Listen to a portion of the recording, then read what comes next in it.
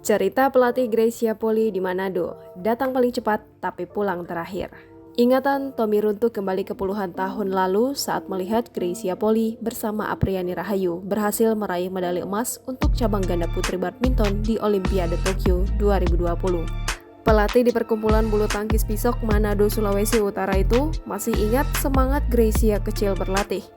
Gracia disebutnya selalu datang paling awal tapi pulang paling akhir. Gracia berlatih di PB Pisok saat masih berusia 6 tahun hingga umurnya 9 tahun. Semangat perempuan kelahiran 1987 itu untuk menjadi atlet bulu tangkis disebut Tommy mendapat dukungan penuh dari orang tuanya. Tommy masih ingat ibu Gracia yang selalu antusias untuk mengantar anaknya berlatih. Setelah 3 tahun berlatih di PB Pisok, Gracia pindah ke Jakarta. Pada usia 15 tahun, anak pasangan Willy Poli dan Evi Pakasi ini masuk dalam pelatnas bulu tangkis. Meski sudah lama meninggalkan PB Pisok, Gracia tidak lupa dengan tempatnya berlatih saat masih kecil. Saat turnamen bulu tangkis beberapa waktu lalu berlangsung di PB Pisok, Gracia datang berkunjung. Dia juga beberapa kali datang untuk menyemangati anak-anak yang sedang berlatih. Foto Gracia pun dipasang pengelola PB Pisok sebagai tanda kebanggaan.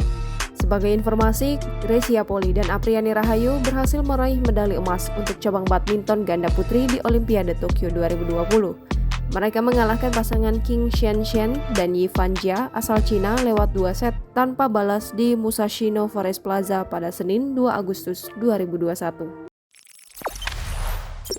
Jangan lupa subscribe, share, komen, dan like ya!